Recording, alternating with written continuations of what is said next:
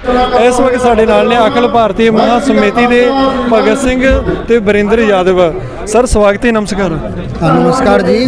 Sir हम किसानों के समर्थन में आप आए हैं, बहुत बहुत धन्यवाद। क्या कहना चाहेंगे? मैं ये कहना चाहूँगा ये तीन काले कानून इन्होंने लादे हैं, इनको तुरंत वापस लिया जाए। हम जो है किसान की एकता के लिए, भारत की एकता के लिए, अखंडता के लिए हम किसानों के साथ हैं। ठीक है। और हमारे विजेंद्र यादव जो अध्यक्ष हैं वो आपको अपना इंटरव्यू देंगे।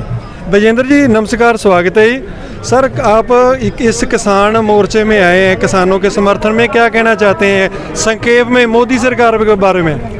देखिए, पहले तो मैं आपके चैनल को बहुत बधाई देता हूं जो आज किसानों की आवाज़ को इस देश की सरकार तक पहुंचाने का काम कर रहे हैं। मेरा नाम विजेंद्र यादव है, मैं अखिल भारतीय यदुवंशी महासभा का राष्ट्रीय अध्यक्ष, देश के 26 करोड़ यादवों का प्रतिनिधित्व करता हूं।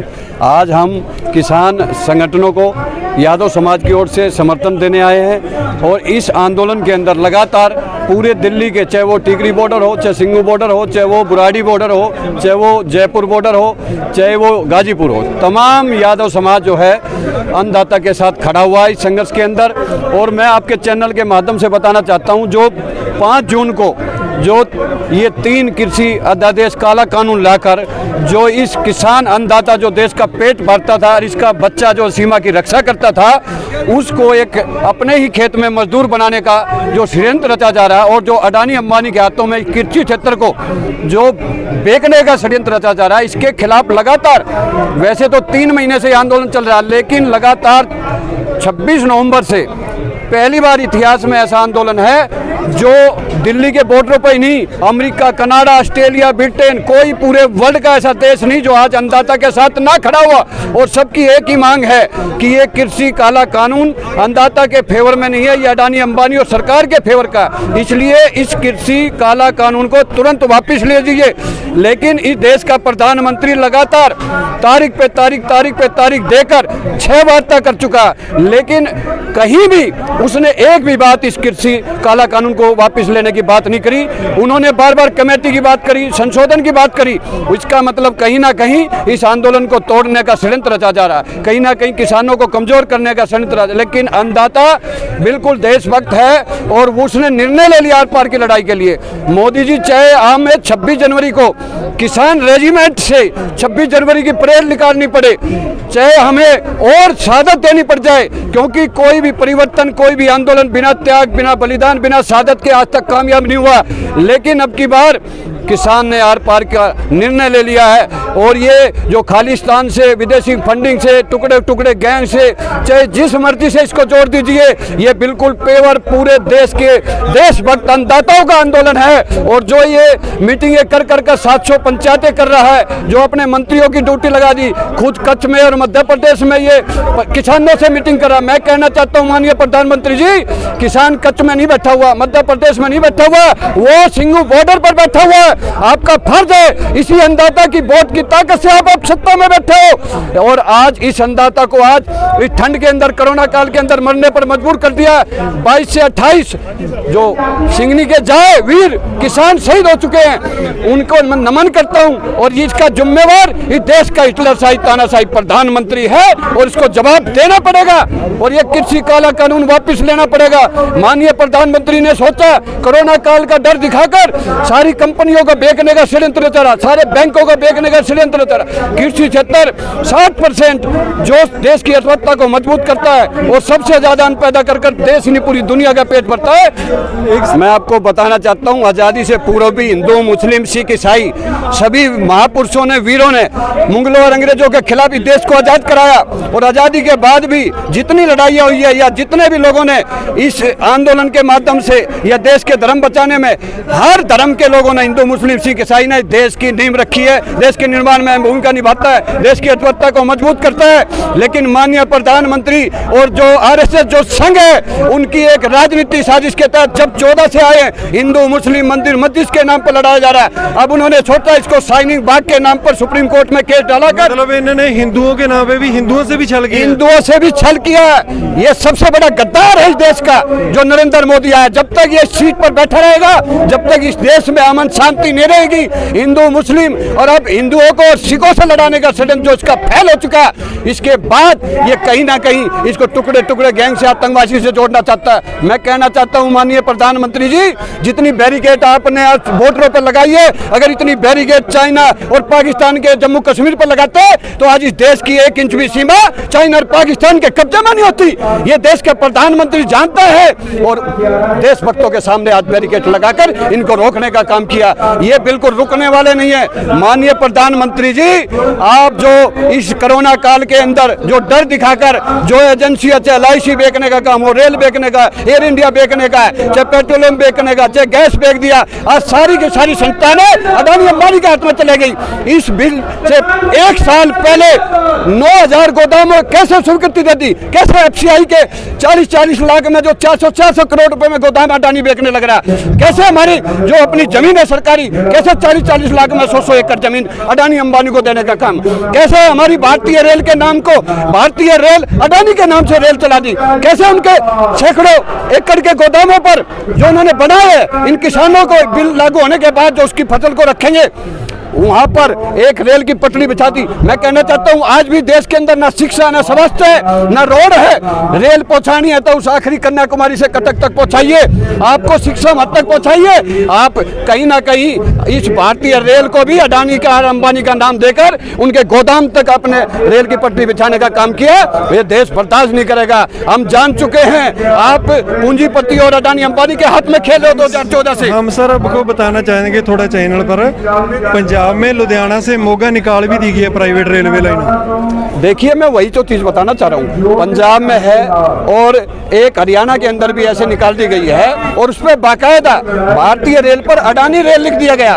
मैं कहना चाहता हूँ बाबा साहब ने जो संविधान बनाया था, उस संविधान के अंदर किसी भी पूंजीपति, किसी भी उद्योगपति के नाम से कोई भी इसकी ट्रेन नहीं होगी। अगर कोई प्राइवेट उसका बिजनेस है तो उसमें अपना नाम लिख सकता है, लेकिन भारतीय रेल जो हमारे टैक्स के पैसों से बनी है, हम लोग उसको उसके अंदर बैठते हैं, उससे टिकट लेते हैं। जब देश की अर्थव्यवस्था मजबूत होती है, जब रोजगार देती है, तो वो अडानी अंबानी को जो आज रेल देने का काम किया, कल आने वाले टाइम में ये 60% कृषि क्षेत्र जिसके ऊपर देश टिका हुआ है, हर घर में चूल्हा चला हुआ, आज किसानों के साथ जो है अन्याय नहीं हुआ।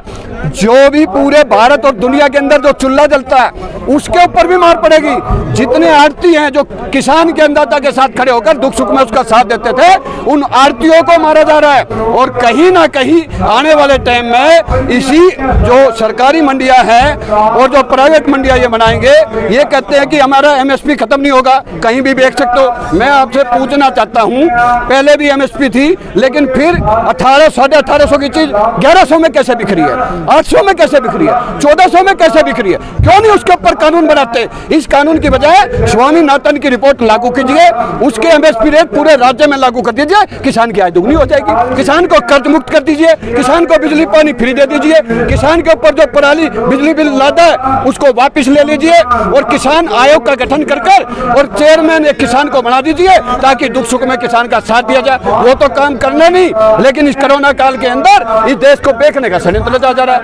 अन्नदाता समझ चुका है और इस आंदोलन को अब की बार जैसे बॉर्डर पर जब तक दुश्मन को नहीं हराया जाता है और नहीं झुकाया जाता है, ऐसे ही ये अन्नदाता, मैं खुली चेतावनी देता हूं माननीय प्रधानमंत्री कृषि मंत्री को, ये अन्नदाता पंजाब हरियाणा गुजरात ही नहीं है, पूरी दुनिया का अन्नदाता आज इस अन्नदाता के साथ खड़ा हुआ है। और ये अन्नदाता ने अब निर्णय ले लिया है, क्योंकि अगर अब की बार ये आंदोलन खत्म हो गया और मोदी कामयाब हो गया, इस देश को गुलामी की तरफ जाने से कोई रोक नहीं सकता, कोई मजदूर बनने से रोक नहीं सकता, कोई मधुआ मजदूर बनने से रोक नहीं सकता और कोई वर्ग नहीं बचेगा।